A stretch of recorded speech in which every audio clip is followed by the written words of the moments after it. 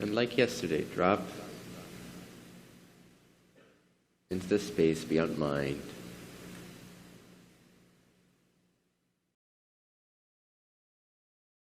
As if your life depended on it.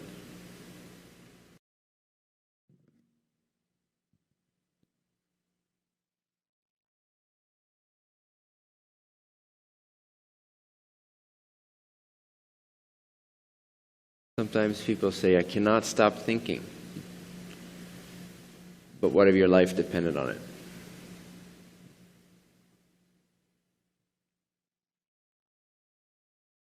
What if you really, really, really wanted to stop thinking and be utterly clear and present for 10 seconds, or you would die?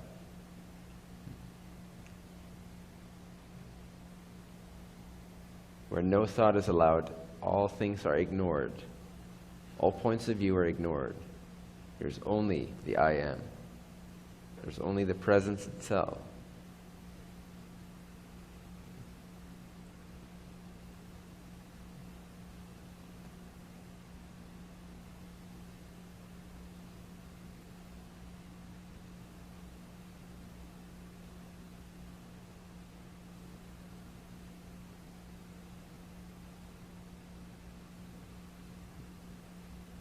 If you had to, could you be aware of that innermost sense of divinity, where there is this sense of I, just that, shining, pure, before any modifications are made, before any alterations, before any suggestions or assumptions? Could you rest purely in the I? If you had to. Could you break the continuity of mind just for a few seconds if you really, really had to? And if you could, that means you can. This applies to anything. If you could do it, if you had to, it means you can do it.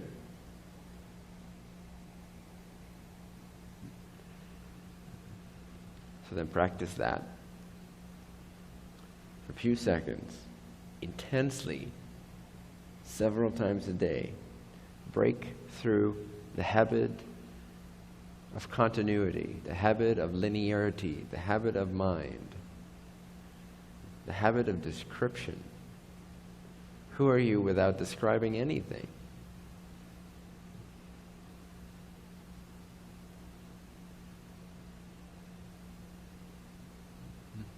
And if you cannot be comfortable with that, then how can you be comfortable with anything else?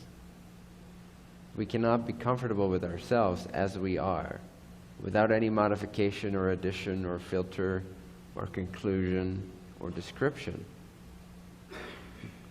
Then of course we're going to be restless also when we are using the mind, also when we are engaged in action.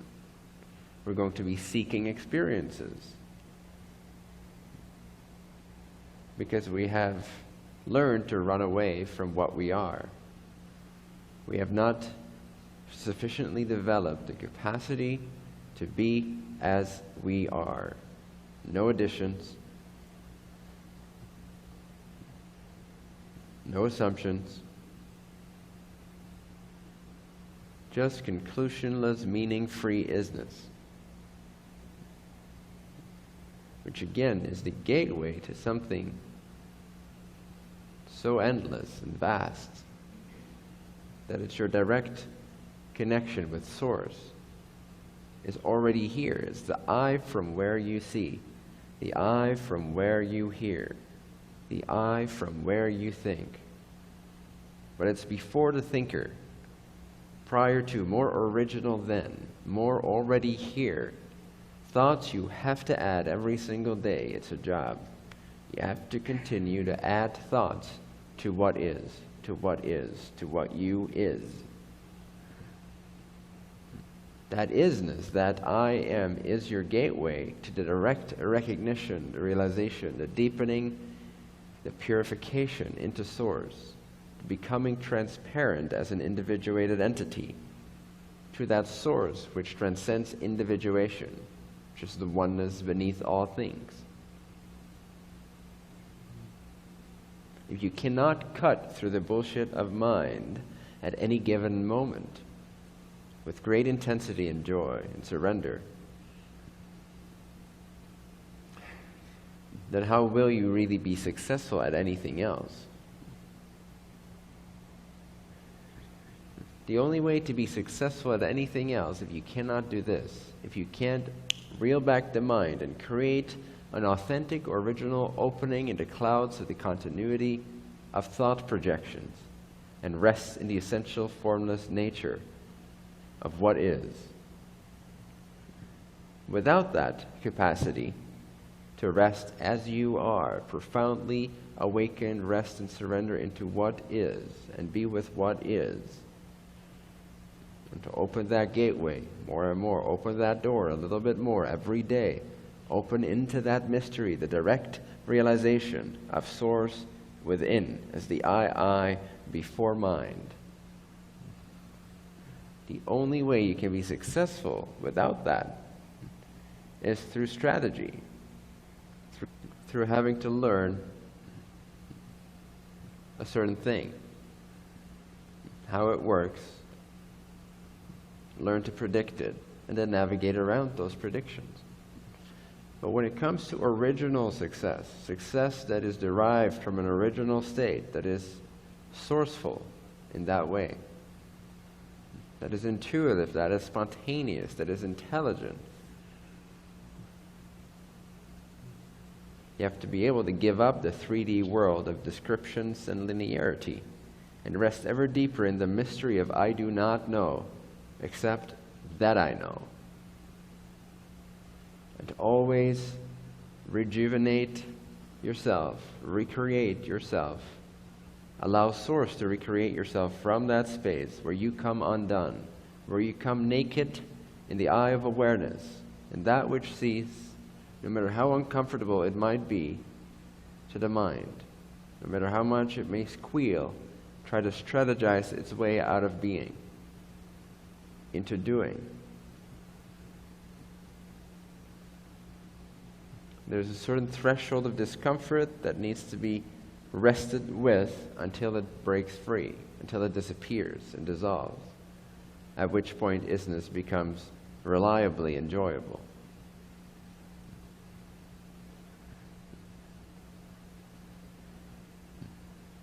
But the portion of mind that has derived its sense of well-being and pleasure and joy from external circumstances, external objects, descriptions, interactions, relationships, will not like this because it's like a death. It doesn't want that. It wants to continue itself. You have to understand the only way for an illusion to continue itself is to generate the illusion of continuity about what it's projecting.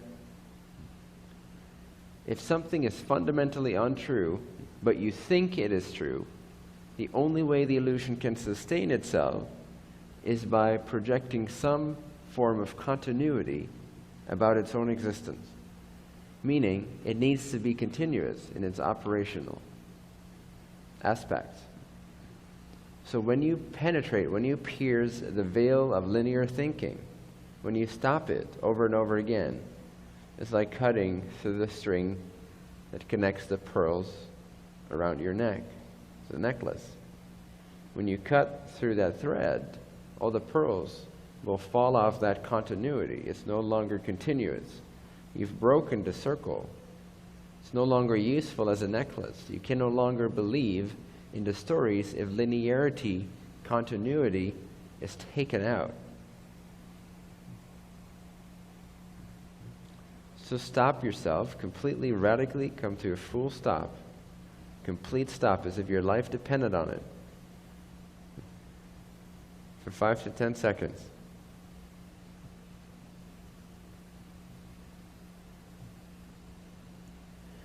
And in that full stop, recognize the isness, the me that remains, until that becomes home, until that becomes easeful. and never ending, until awareness of the deeper self becomes more continuous than the thoughts about objects.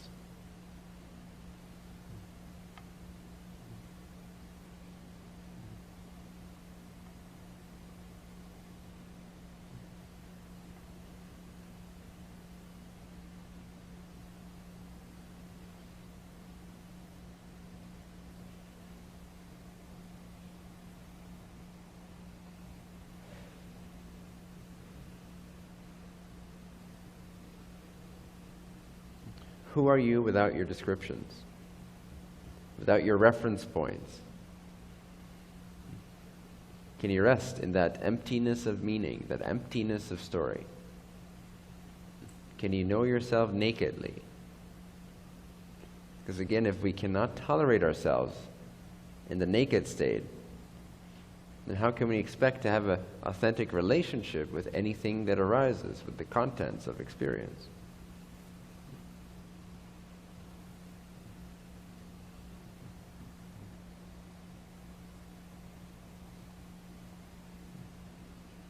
So break through the cycle, pierce the veil, penetrate, and stop it by thoughts repeating themselves, repeating themselves, repeating themselves. See how nonsensical it is to hope for something out of circumstances by always thinking and strategizing and trying to chase an experience.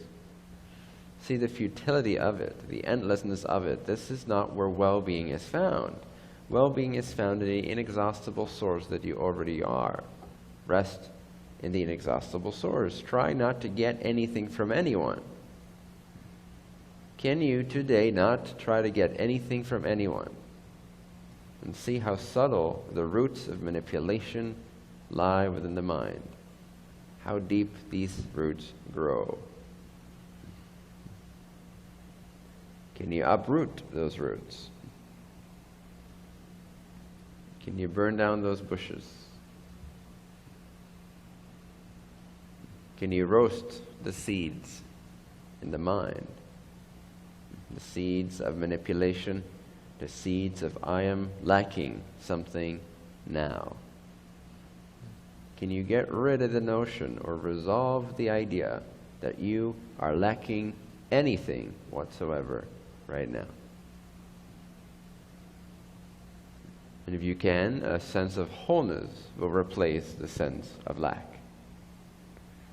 And the sense of abundance and freedom and generosity will replace the sense of manipulation and needing something and being inauthentic.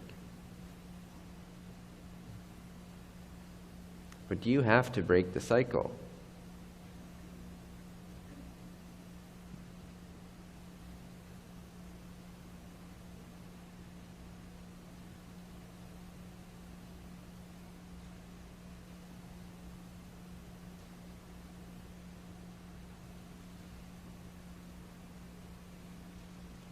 Who else do you think is going to do this?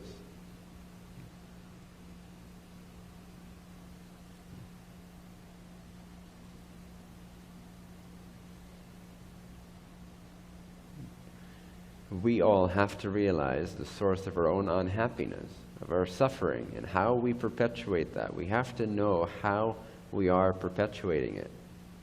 And when we see that we are perpetuating it every moment of every day, senselessly, then we can get to see why we perpetuate it.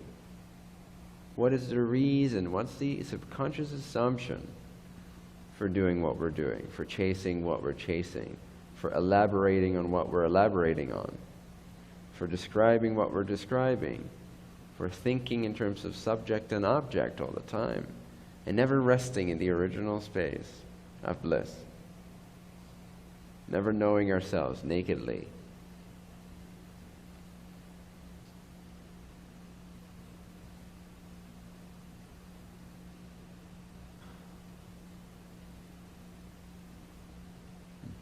You have to see the fallacy that constitutes that behavior. You have to see the false assumption, the false belief that fuels that way of operating. Who else will do this for you? Who else will stop your mind and have you realize the self? Only you can do that.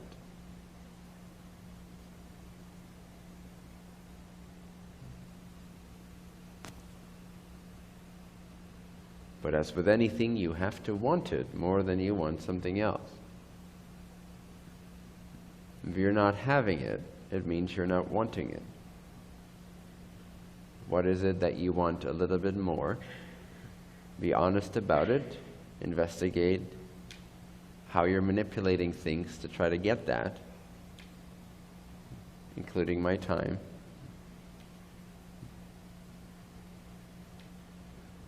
And see why you want that more than, say, self-realization directly here now. Why do you want that more than the instant state change of going from a personal self to becoming the vision, or the personal self to becoming the self, or resting in source? What's preventing that state change from being continuous now, from being chosen as being most important to you now? Why do you perpetuate other cycles? You must believe something is lacking now. Without like beliefs, you have no fuel for inauthentic cycles and patterns and descriptions and strategies. You cannot manipulate when you're completely convinced of the infinite abundance that is here now. It's only when you believe you are unfulfilled and things are imperfect that you have fuel to manipulate and to strategize and to be inauthentic. The self is naked and free and innocent. It cannot be inauthentic. Be as the self is. Shine as God is.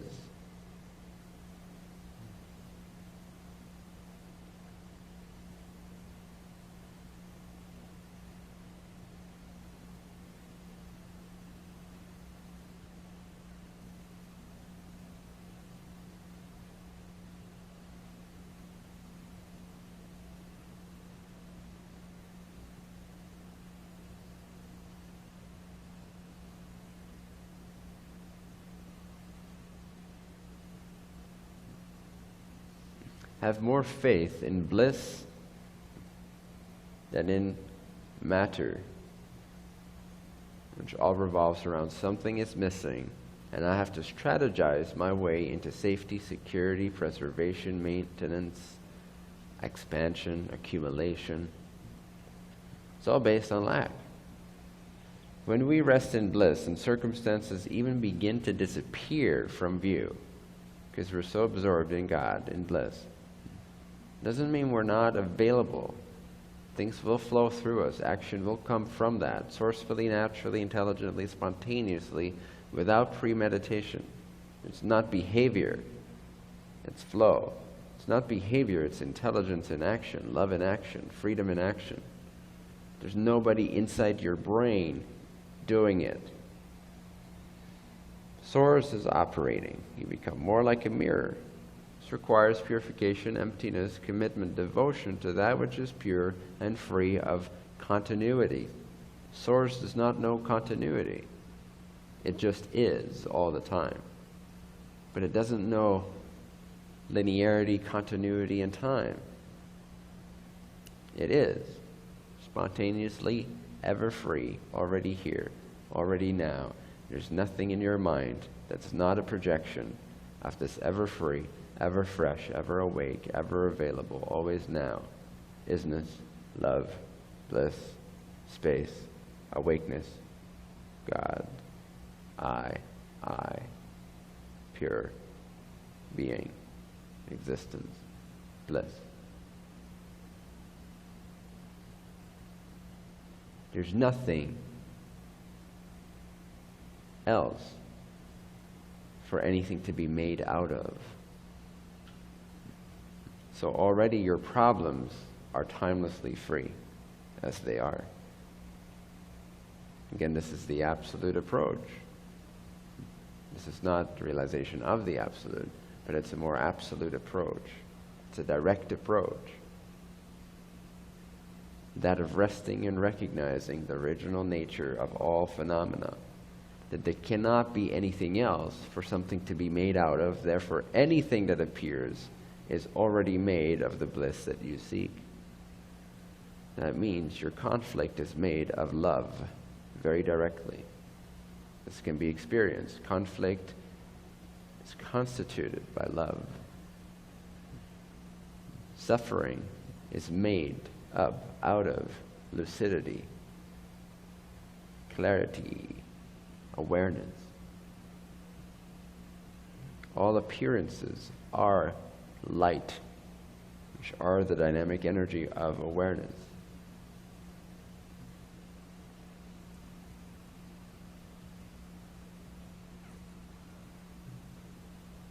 Already, everything is rested in awareness. You just don't see it yet, perhaps. But when you stop the mind and you rest with things as they are, you will see that the appearances as they are already rested in timeless awareness. You don't have to move away from anything. You don't have to manipulate what arises. What arises is already the perfection that you seek. Just let it be. And die. Die to what is. And you will die to love.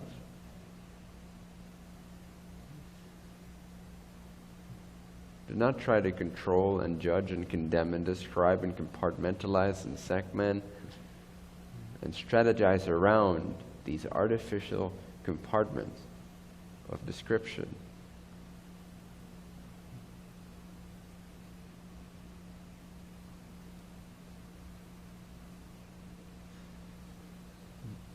Just let them be and face the fact that your problems too are God. For what else could there be but existence itself? For your problems to be created out of. There is no other substance but self anywhere in creation. Creation is founded by source. Thus, then, anything you can experience, including the things you don't like, including the things you have come to believe are obstacles or problems to realization or happiness, these too are made of awareness, love, light. When you let them be exactly as they are and you stop the descriptive mind, the strategist, then you begin to see the nature of appearances rather than the description of appearances.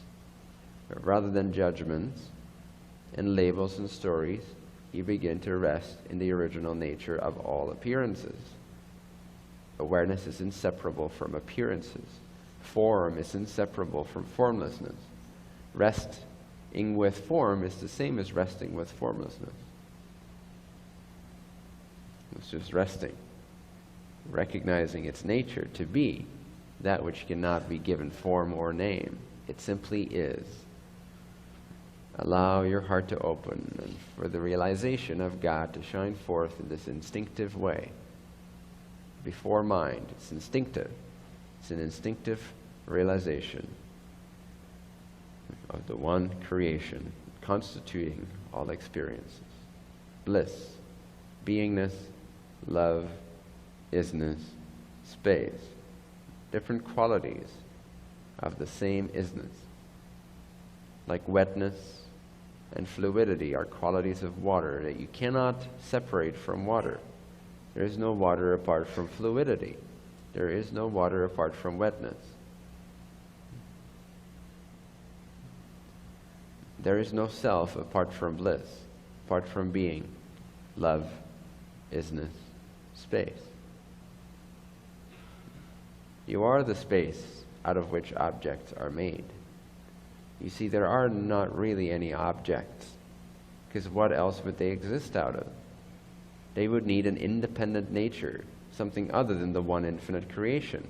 But there only is the one infinite creation. Because it's infinite, it is all. It is one. We imagine our thoughts, our emotions, our problems, our obstacles, our life situations, our partners, our dogs, that they're coming from somewhere else, that they're made of flesh and bone. But they're not. They are formless awareness. They are the Buddha. Already, timelessly perfect. Just rest. Just die. And see what happens. Very little actually happens then. You just are, and you continue to be, and that expands into more perfected, pristine, experiential state of absorption, of bliss. And that radiance will begin to dominate your actions and your strategies and your responses for you. In fact, that then becomes you. You become that. You become identified as source, not as phenomena. You become the field, not the objects, nor the egoic subject that derives its well-being and its sense of self from seeing objects and describing them. You see, without descriptions, if you stay without descriptions long enough, the sense of being the subject of objects disappears, and there's only the indescribable isness of love, bliss, awareness.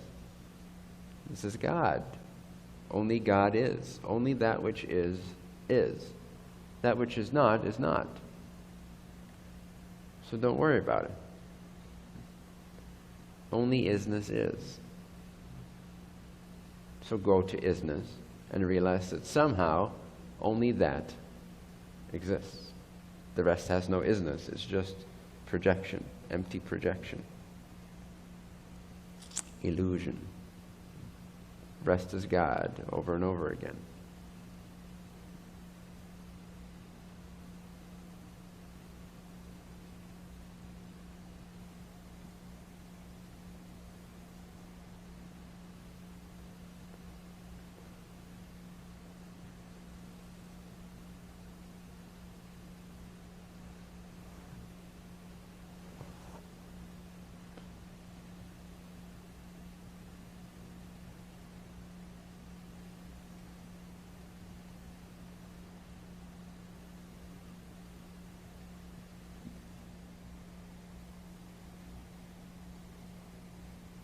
Bliss will take away the perspective of matter.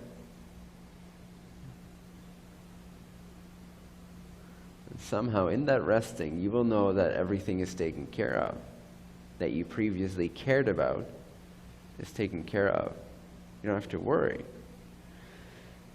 Time and space and events and phenomena and reflections, they are all governed to begin with by this infinite field of infinite intelligence anyway. So you may as well rest as this intelligence so you can grow in intelligence, can align yourself with this intelligence, and dance and be and breathe and is and even think in harmony with Tao, that original, harmonious nature of all being, the one infinite creator.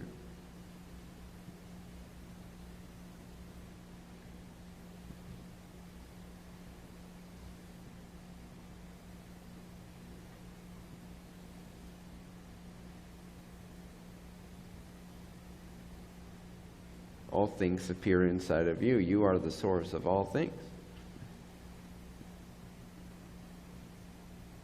What could you possibly experience outside of yourself or without yourself? Self is the source of all phenomena. Rest is self, and your rest is everything, and the potential of everything.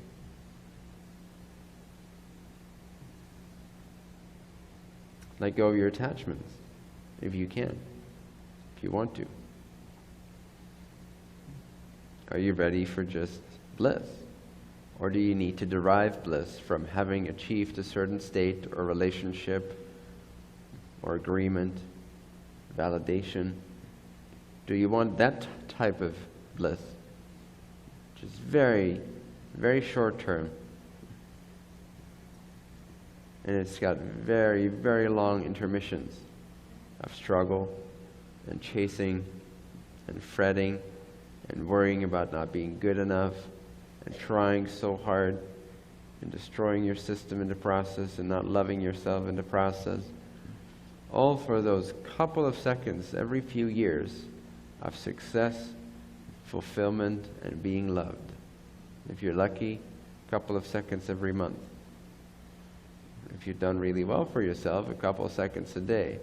But still, you have to see, you would not pay to go see a movie, okay, that every 2 seconds it has an intermission of 24 hours. And then you can go and buy popcorn and destroy your body and wait and wait. Wait for that moment where you can get back in cinemas, finally seated, full bucket of popcorn and Diet Pepsi.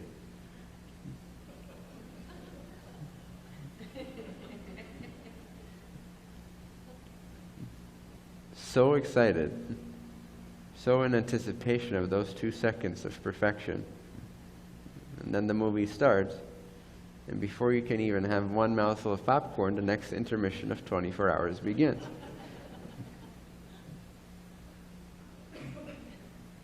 This is the state of humanity, and we call that the search for happiness.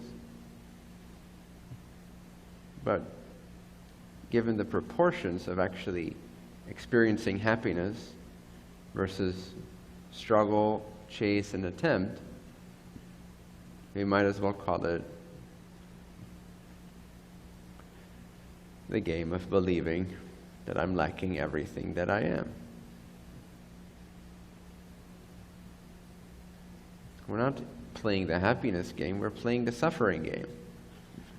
And we willingly, when we are handed the keys to liberation, we willingly continue to disobey those instructions and continue to be addicted to the intermission and the chase for those 2 seconds of bliss.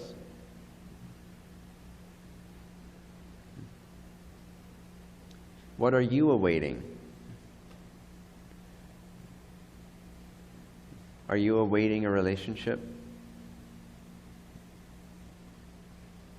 where you'll get the perfect amount of validation for the constructs that aren't you to begin with, but you think are you, so that they can sustain and endure and be validated so you can be happy in the false self? Is that something you're hoping for down the line? That sounds like a pleasant future.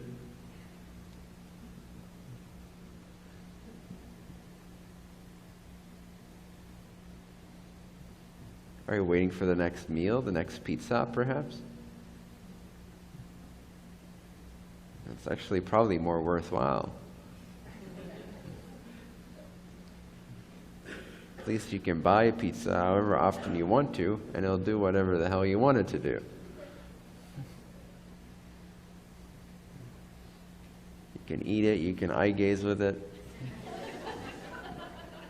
You can strip it of its cheese and just eat the gluten. Or feed the gluten to your dog and just eat the cheese.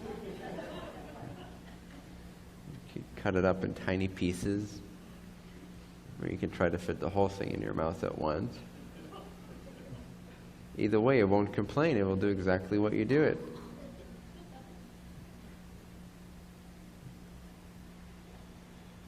What are you hoping for?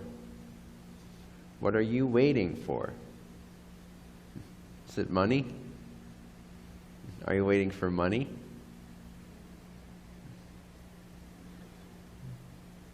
And then what? You don't even know what the fuck to do with it when you have it. You have it and you run around like a maniac not knowing what to do with it. You're still not happy. Because you've externalized your source. You've externalized, given away all your power. Now I'm happy because now I perceive that I can do this with my body. But when has doing something with your body ever caused you lasting sourcefulness?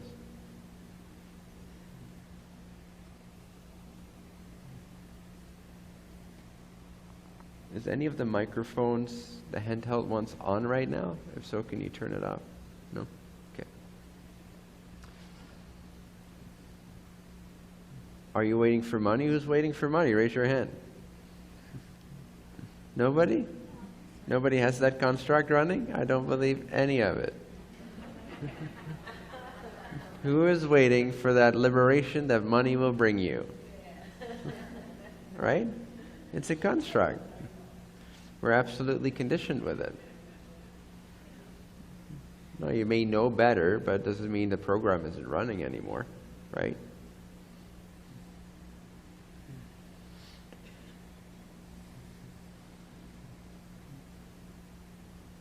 Who's waiting for means, the means to be who they are, the means to do what they want to do, the means to go where they want to go to, right? And money is predominantly the symbol for most of us.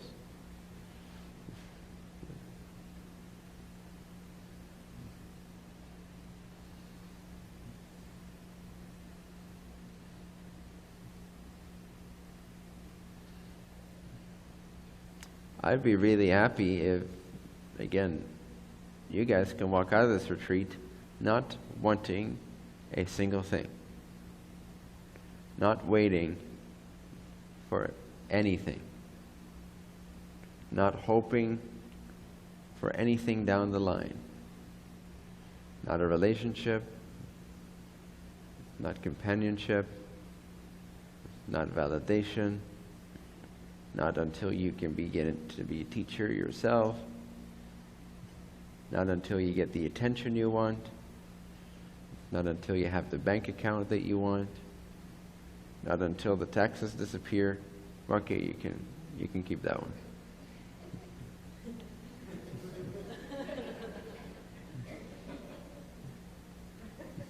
But I'd love for you to be able to walk out of this retreat wanting nothing except wanting taxes to disappear.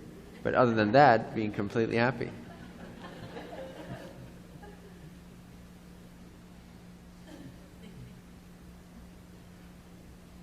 Of course, I'm kidding. No want. So put yourself into state, imagine yourself in a version where you have no want. What would that require? How could you fully stand in the power of no longer wanting anything? And imagine the space that becomes available instantly.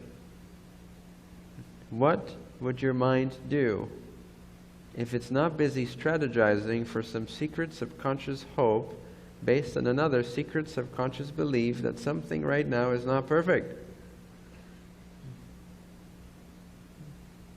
So you paint over the pristine innate perfection of life as it is with a lack belief, and you paint over that lack belief with a strategy. And now you're hoping for outcome. By the way, Anurag, I've just set the intention for the end of this retreat, which is I want them to walk out of this retreat not wanting anything anymore.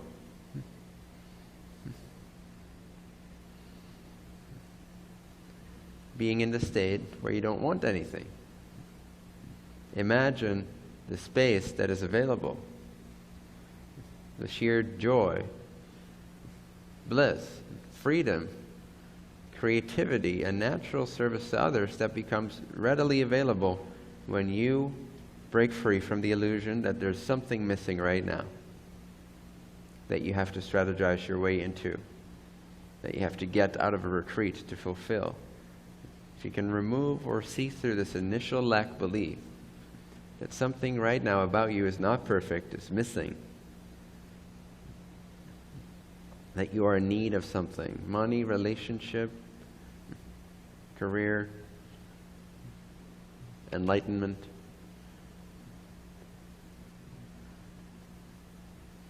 When you've wanted the least, you've been the most awake, have you not?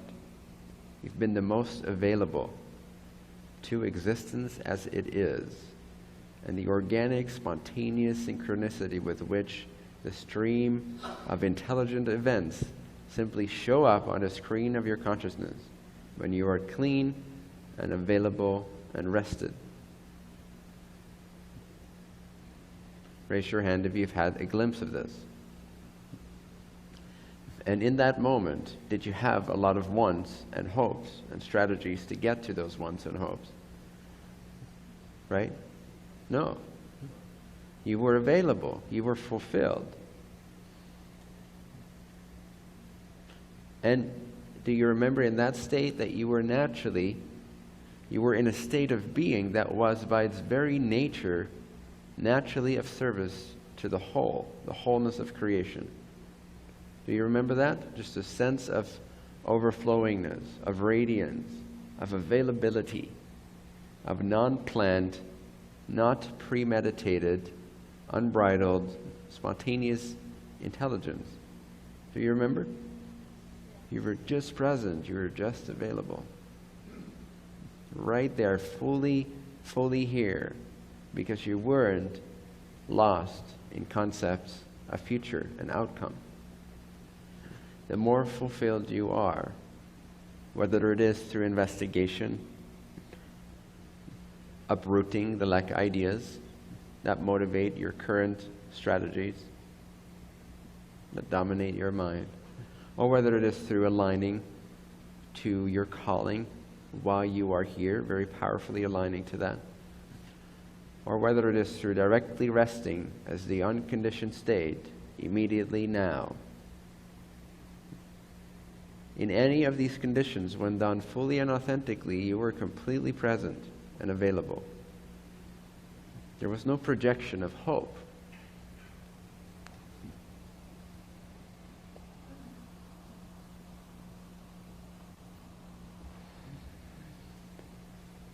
So imagine yourself 3 days from now, walking out of these doors, not even looking forward to your life.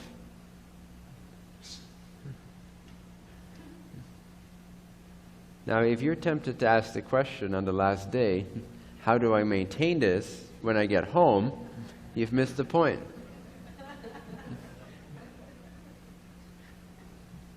Do you get that?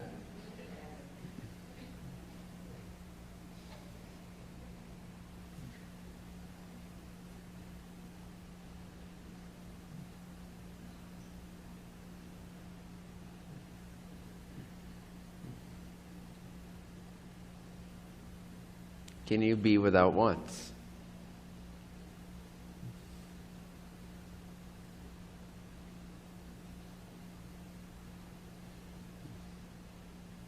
Look how joyful you become.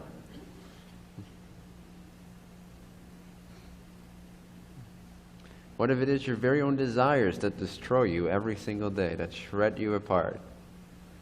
What if it is that trying so hard to get somewhere, rather than just being and being and being, and let that create life for you? It's being awake, being true, being available, being without trying to fulfill anything. What if that's the state change you are capable of making right now? But then the story ends, right? The retreat ends.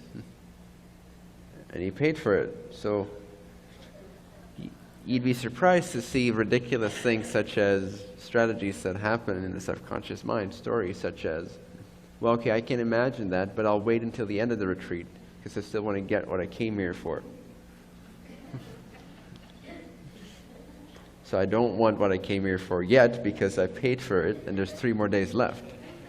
So let me get a little bit more of what I want before I get what I want, before I choose what I really want.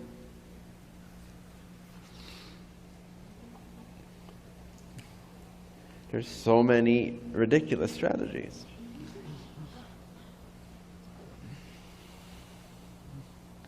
Just see them. Let's just see these, okay, today. Let's see these strategies and let's laugh at them. Let's just have a lot of fun being really present, making fun of ourselves until we can no longer believe in these strategies. Let's just have fun with the intention that we walk out of this retreat not wanting anything. And actually, if we were really rigorous, that would translate, if I really were not to support those beliefs, that would translate as walking out of this retreat now or today. Well, now. Now, not wanting anything. Because you cannot achieve not wanting anything 2 days from now. Trust me, if you're not doing it now, you're not going to do it 2 days from now, because in between now and then, you'll have lost all the inspiration and guidance and incentive that right now you have much more readily available than 2 days from now after we do more talking. And what would change about the orientation of a group of people, a group of intelligent people, or at least people trying to become intelligent, coming together when they have no wants for personal self and no projections even for others, but just being available in the space that is? How would it change the nature of an event like this, a gathering? Then it's no longer an event, it's a gathering. We're gathering. Like, why? What would unfold? What would arise? How would it be different? Celebration.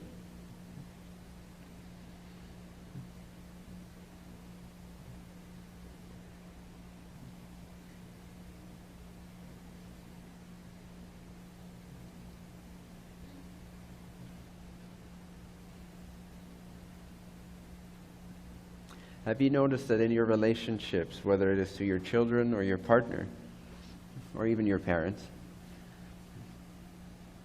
that you're so much more naturally excited to be completely with them and engaged and giving of yourself when you have availability? One of the most stressful things in relationships is not having availability, right?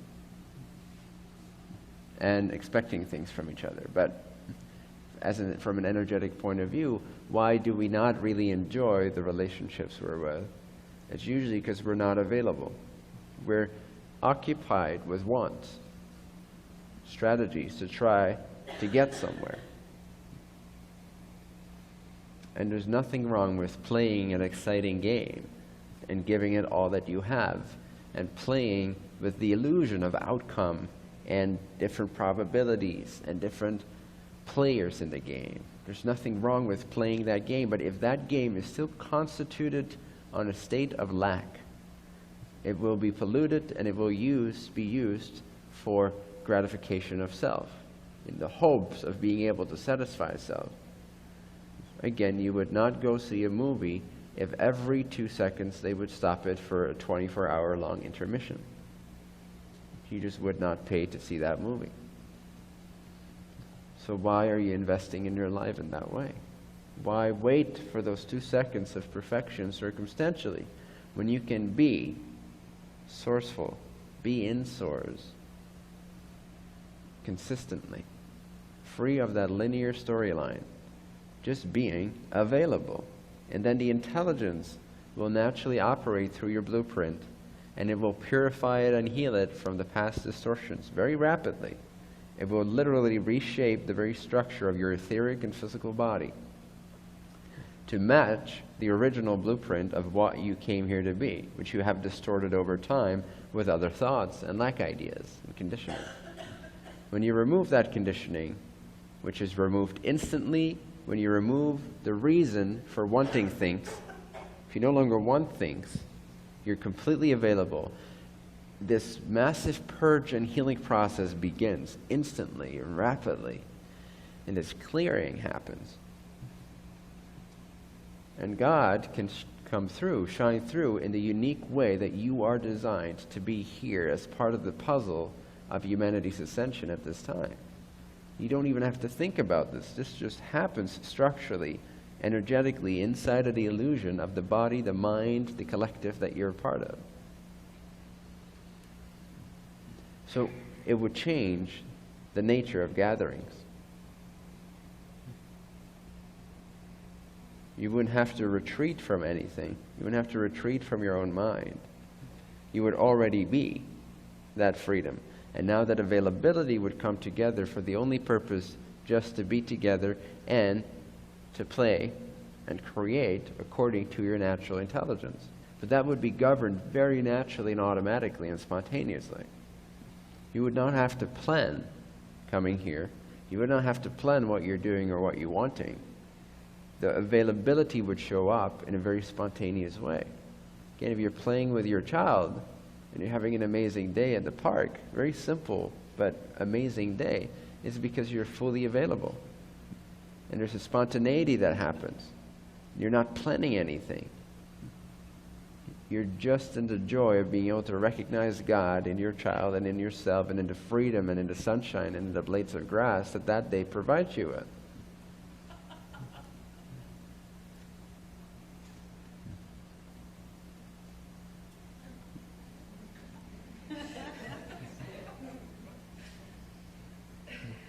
What are you seeing?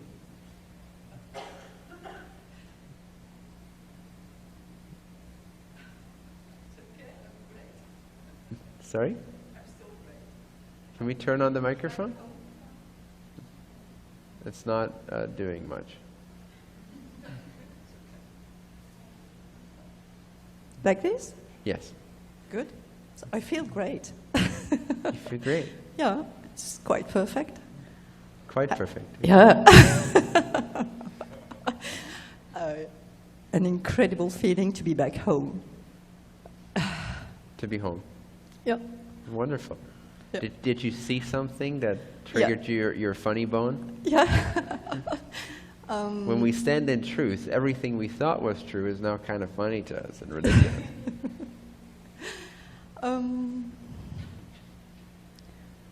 I could see me like when I was a very little girl, happy, joyful.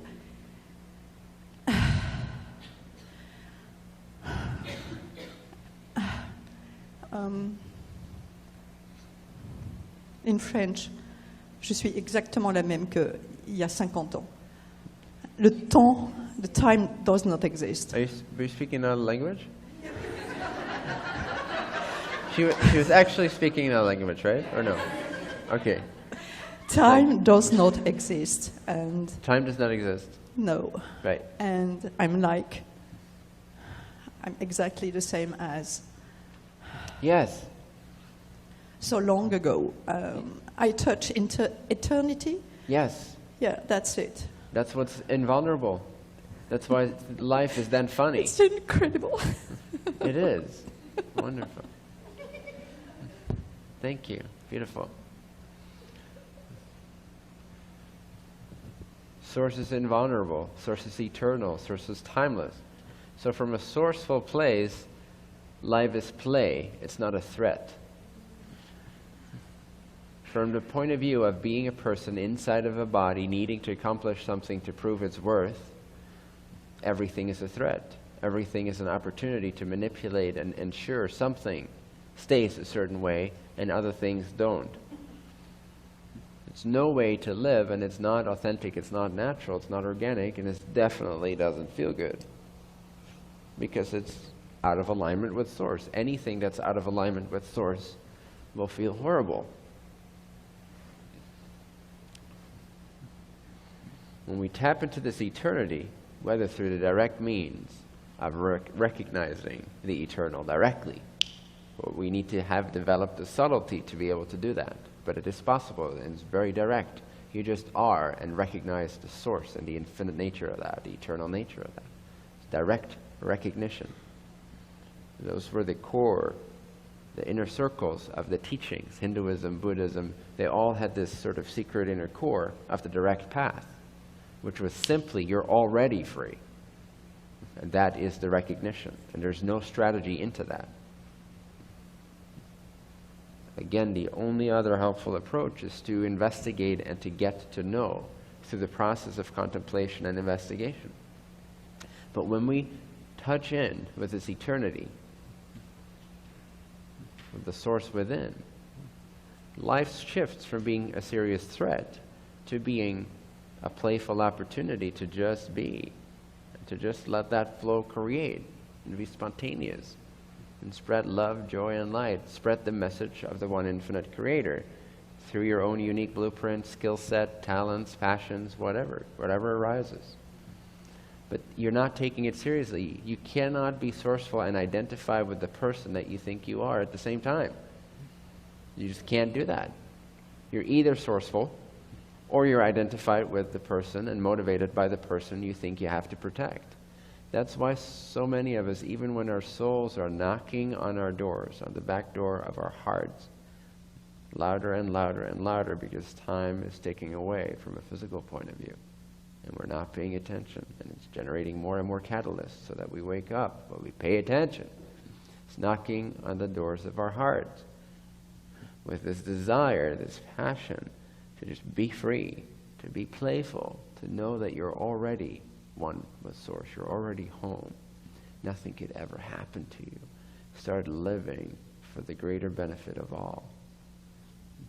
Be that free fountain of exuberant, abundant, sourceful spontaneity.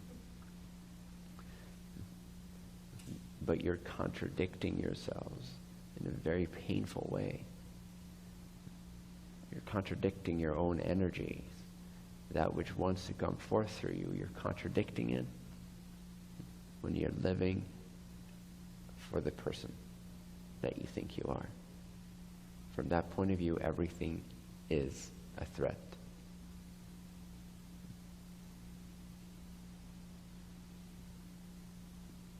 Someone playing music? Or is it outside? Oh, cool.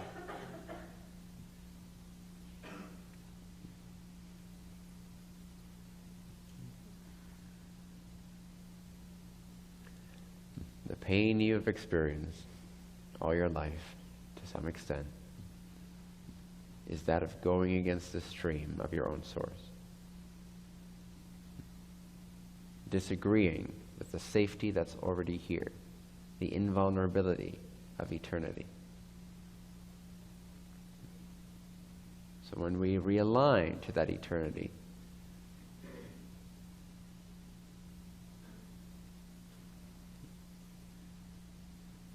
we become that eternity, and we start coming from, we start being available from that eternity.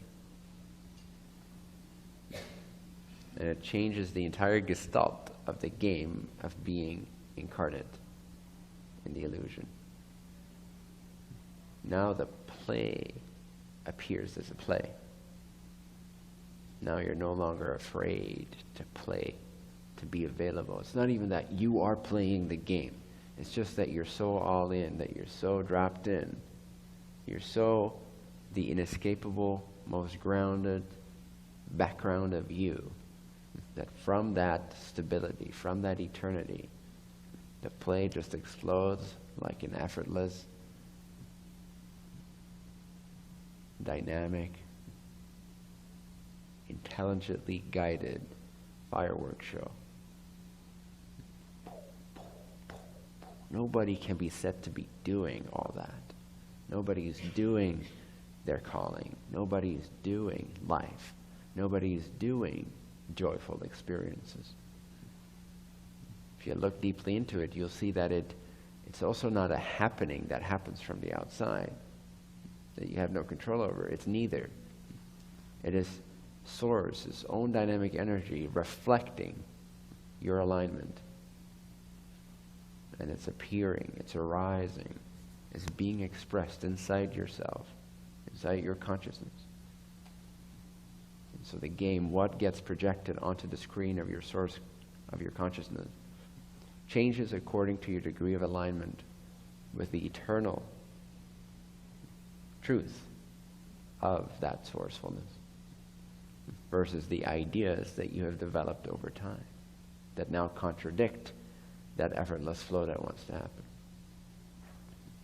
There's all these rockets ready to be set off, these fireworks. And they're all lit. The fuse is growing smaller and smaller. And you're trying to not have it explode. You're trying to control it.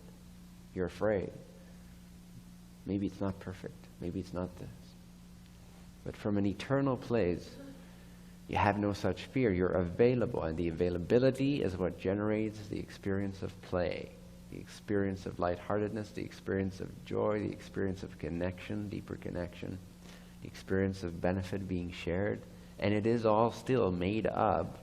It is an illusion, but it's made up of that which is substantial, which is Source, that which is real, that which is lasting. Everything that comes and goes is created of that which does not come and go. That's why it's a play. Again, you cannot have objects without the space in which they arise. Similarly, you cannot have experiences without the space of consciousness in which they appear, the power due to which they are able to be known and appear. Appearances are inseparable, indivisible from source, the source that is your isness. The very innermost core of I am is what projects these experiences. So when you align with that eternity, either by living sourcefully and or meditating directly on source, you thus then deepen your alignment, your surrender, your devotion to the Creator. And then the display changes of its own intelligence. And you become one with that intelligence more and more. Less and less will you be speaking through your brain. And more speaking just appears just like anything else appears. Speaking is just appearing. There's nobody doing the speaking anymore. You're so surrendered that source is talking and guiding and thinking and strategizing. All these things you thought you used to do, now you're a witness to them appearing, dancing in harmony with Tao, with a sourceful intelligence that cannot be done, can never be done, can never be contrived. You cannot think your way into intelligence. You can only be intelligently. And then intelligently, thoughts will help play the game that you are here to play. When you're most available, that's when your inspirations come through, right? When you believe that you are busy and occupied because you have wants, other wants than what is, then you procrastinate. If you have no other wants, you cannot procrastinate. It doesn't exist. It's not a thing. It's a made-up thing. Procrastination is an artificial construct. It's in relationship to another reference point that's also an artificial construct, which is based on another artificial construct. So if we drop into source, we give it all up. Just 2 to 5 seconds of total death. Just kill yourself psychologically. Come clean, come undone into source. Say unto source, I am open and available. Thy will be done. I do not know. I only know that I am, and I am available. Come clean in that way. Become pure in that way every single day. Devote yourself, surrender yourself to source and its vision for an enlightened humanity.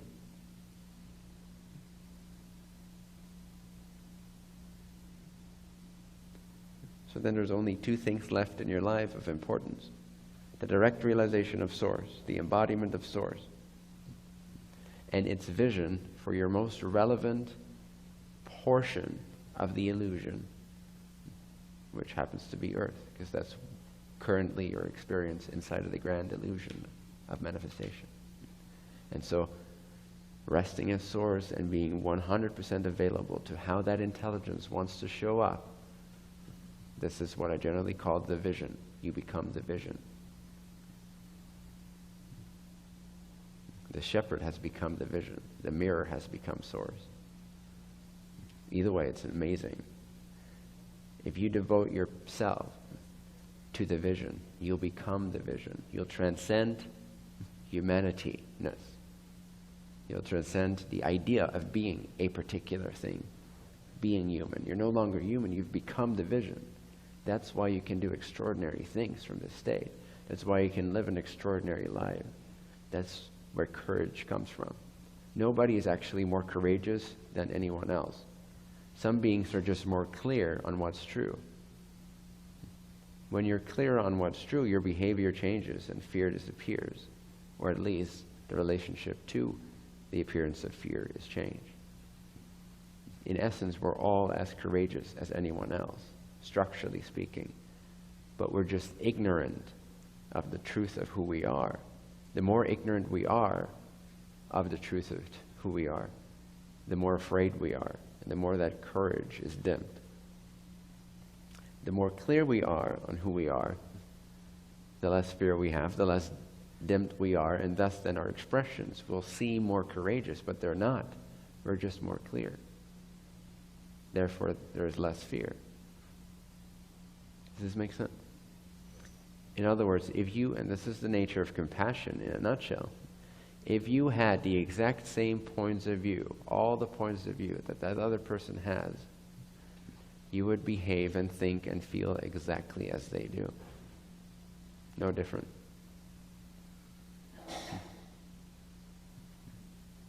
It's also the nature of equality. Seeing that actually we're all in this together, and it's a matter of clearing out all of our false points of view and coming undone, coming clean, devoting ourselves to the Creator within everything. Clearing out our closet. One of the fastest ways is to just state that you are ready. To just make yourself available for God to pick you up, to shake you out, to shower you,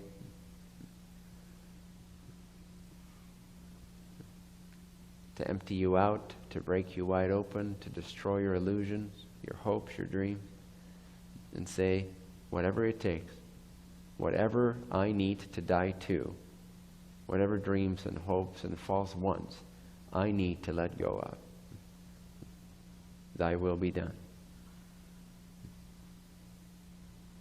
And when we say that that's easier, even though it's harder than living as you currently have, is because things become singular instead of multiples. Instead of managing multiples, now you're not managing, you become singular in alignment. Alignment is singular. That's why it's simpler. That's why ultimately it's an easier choice. Imagine this, actually visualize this right now, because it's a very potent state change choice that you can make right now. Right now, again, not 2 days from now. Don't see if you can't just understand what I'm saying and be like, oh, that's cool, yes. Maybe if I practice it. See if you can actually get it now and shift it now. So imagine yourself as you have been living, and as most people have been living on planet Earth. Chaotic, random, scattered, monkey mind, unsatisfied, living for those 2 seconds per month of circumstantial perfection or success, and living the rest of the hours and days in this constant churning of wanting and wanting and wanting and needing and strategizing and wanting and trying. So take all your wants, feel briefly into all these secret hopes that you have. Again, partnership, money, becoming a teacher, even being your fullest expression, even enlightenment. Take all your dreams and hopes for future fulfillment and see how much energy has it taken you every single hour of every single day to subconsciously be interacting with those games. See how much energy that takes from you. This is version A. Okay? See the insanity of humanity within yourself, operational within your own self. See the insanity of humanity operational within your own mind. Your mind, mind you, has been the product of humanity's insanity. It's not original, it's not native to your blueprint intention for being here. It's not native to your calling. It's additional crap. So you can either live believing the bullshit, believing that you're in need of this or that, therefore believing that what you want is this and this and this and this and this. What you prefer is that and this and such and so. And that therefore what you need to do is use all your time and energy and effort in unconscious and conscious ways, deliberate and non-deliberate ways, random and precise ways, to figure out how to get that thing that you want. Those things that you want that never end. And even when you have it, you're not fulfilled. That is the insanity of humanity in the form of your own consciousness, your own mind. That's version A. May seem like an easy way to live because it's what you're doing currently. Everything we're doing currently, we don't feel takes effort. But you're wrong. You're just not seeing clearly how much effort it takes to do what you currently do. How much energy it expends doing what you currently do, believing what you currently believe. Version B is the entity of willingness. The version of you which is willing to come undone, to be undone. For God to reach into your body and mind and to split you wide open like the sea that Moses split, and let all your shit come pouring out. Surrendering, releasing, relinquishing your right to maintain your desires. Relinquishing your right to have any opinion of anything, have any preference towards anything, have any desire towards anything. Give up your right to want things. It may seem hard from what you're currently attached to, but imagine how easy it would be to live free, liberated of your very own desires. Imagine the state that would naturally arise when you don't want anymore what you want. The struggle is over. When you open up to God, to the Creator, to Source, to Mother Earth, whatever symbol, whatever representation, whatever word clicks for you the most, resonates for you the most. You all know what I mean, the one Source. Imagine surrendering completely, laying all your hopes and fears and desires and preferences and safety concerns and wants and needs wide open on the table, and offer that entire table to the Creator and say, I no longer care what happens to me. You can have me. I'm yours. I'm your agent. I'm your vessel. I'm done struggling to want what I want and fight for my wants and maintain my wants, which are all based on the belief that I lack what I lack, that I'm not what I am. That perfection is not innate in every moment. It's actually more tiring to continue and perpetuate version A than to just go through that one short, painful blow of separating from all your wants, ripping the Band-Aid of instantly. Shaving may seem more appealing than waxing, but we all know the benefits of waxing versus shaving.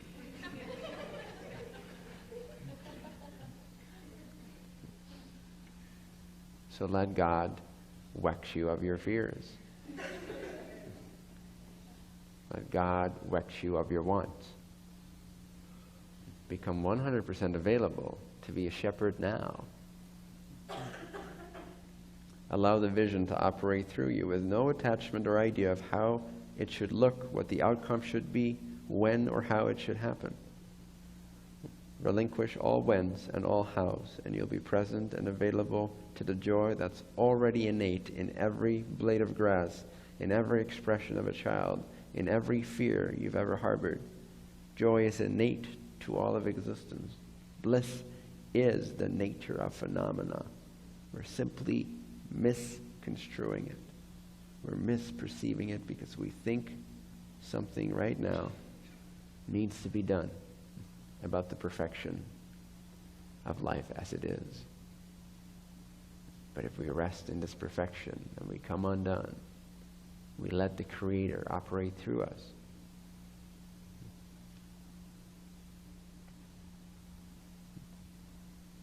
then our actions flow without premeditated purpose. That is intelligence. That is harmony.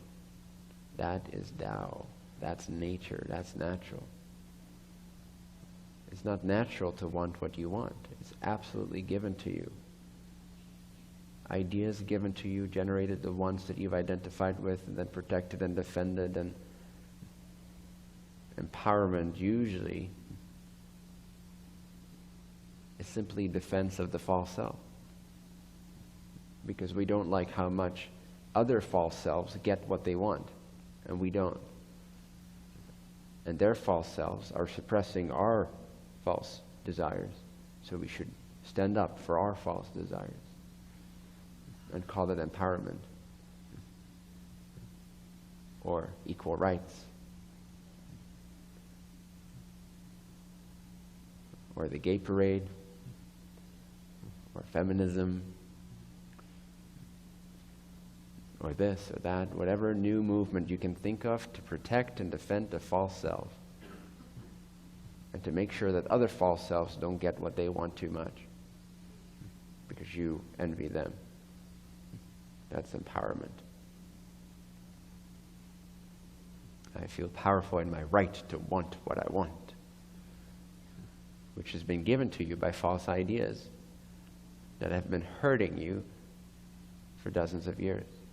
Every single minute of every single hour of every single day of every single week of every single month of every single year of every single decade of your life thus far, they've been hunting you. And you're defending that, and you call that empowerment. You might as well call it pain preservation. How pain preserved are you today? Well, really good. I stood up for my rights. I protested. Stop defending your wants. They're not important. You're not important. You're not even real. You're not a construct. Only Source is, you see.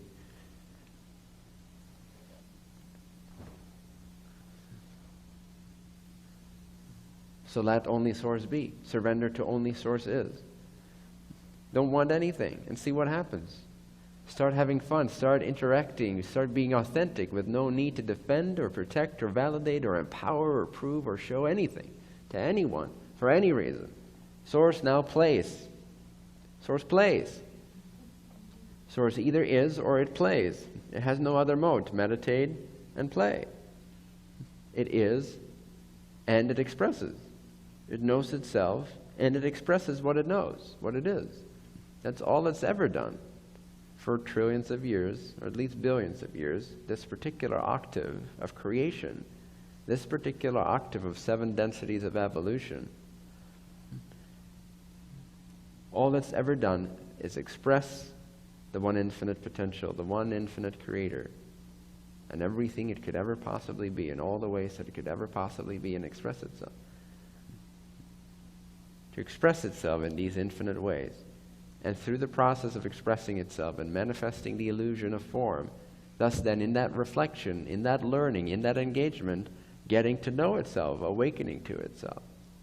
So now that you are, at least relatively speaking, awake to Source, now that you know how it works, it's your duty to surrender to it. It's your honor, it's your joy, and I promise you life becomes easy. Even when you've got more going on than you've ever had going on before. Things that you cannot imagine you can manage simultaneously,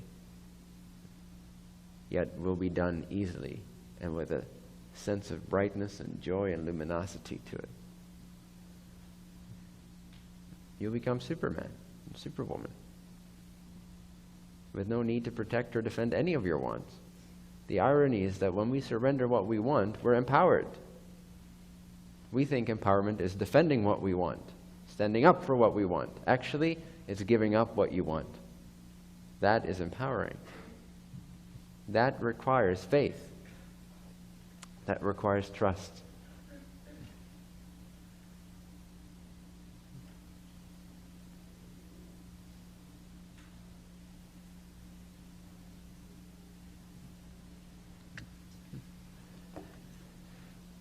So, yep. Okay. No more wants, so no more instructions. But we could gather if we wanted to. We could gather here in half an hour. If you don't want, then I won't see you. If you do want, then I will see you. Unless I don't want, then you'll see each other and not me. But you won't want me to be here. If you really get this, even if I wouldn't show up for the rest of the retreat, you wouldn't want anything out of that to change. You see? You think it'd be empowering to maybe go talk to management and say, I want a refund because this is what I wanted and what I signed up for, and I'm stepping into my power by defending that and getting a refund. Well, you could do that too. But if I didn't show up, what would be truly empowering would be if you did not give a fuck. Where the play would maintain uninterrupted, where the meditation would be uninterrupted, where the beingness and the expressiveness, the freedom, the spontaneity, the intelligence that operates through you would be undiluted.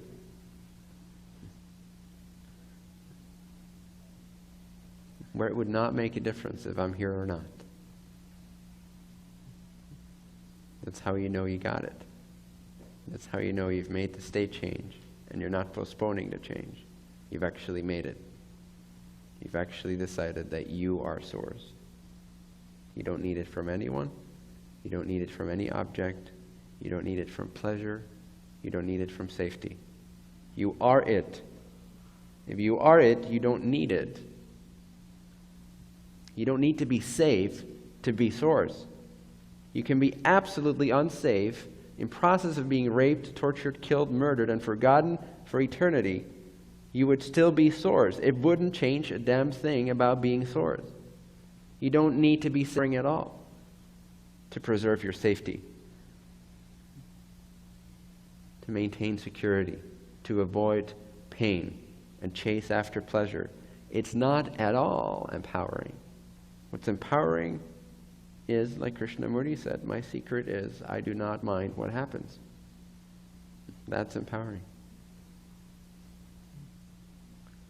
Be so free that you don't even care about your happiness level right now. Be that free. And I guarantee you, you'll be happy. It's just a natural expression of freedom, is happiness. But you can't accumulate it by caring about it. So if you get this, the change has been done. And you know you are source even before you get to safety, before you reach the perfect partnership, before you get the money. And you'd still be it if you never get it. You are source now. Not once you're safe, not once you're rich, not once you're happy, not once you're in a relationship. You are source now, not if I'm on stage.